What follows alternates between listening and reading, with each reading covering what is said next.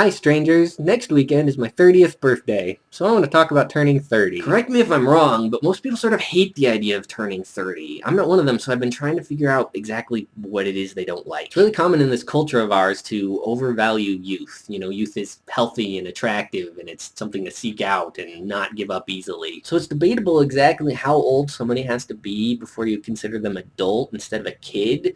But if you say somebody is in their 20s, they can still be a kid, whereas when you say somebody's in their 30s, it's definitely adulthood. So there's a clean line from 29 to 30 where you're maybe a kid to definitely not a kid anymore. You know, a lot of people consider their college years and their early 20s to be the best years of their lives. That's when they become independent. That's when they get to experiment with what it means to be a person. And once you reach 30, you have to accept the fact that those years are behind you. Your best years are behind you. Plus, it seems to be a universal truth that our bodies begin to noticeably deteriorate around that age. And for most people, by the time they reach the age of 30, their life path is pretty much set. They feel like there's nothing new to experience. They feel like they're trapped in the routine.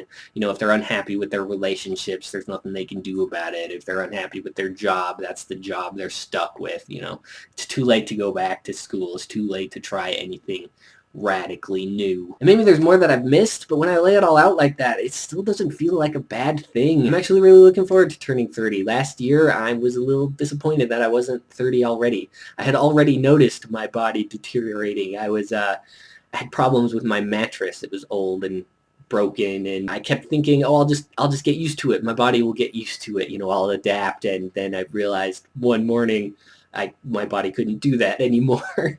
In my youth, it would have been fine. I would have gotten used to it, but these days I can't. Plus, I don't value youth very much. I don't care about being young. I don't like the idea of being a kid, especially I look a lot younger than I am. So whenever I meet somebody new, they always underestimate my age. And I like the idea of saying, I'm 30. And as all of you know well enough, I'm a cranky old man, and you just can't be a cranky old man in your 20s. So this weekend, I'm looking forward to finally turning 30. We don't have any special celebration planned. My sister's going to be working, but there will be a party somewhere eventually for me, I'm sure. But one thing I'm definitely doing is making Oreo pie. It's been a tradition on my birthday for a while now. I think the first time I had it was 8 years ago. A friend of mine at work made it for my birthday. And I loved it so much, I got the recipe from her, and I've been making it every year since, except for last year. Last year, I was sick, and I was on a diet that said no chocolate, so I couldn't have Oreo pie for my birthday, and I was devastated.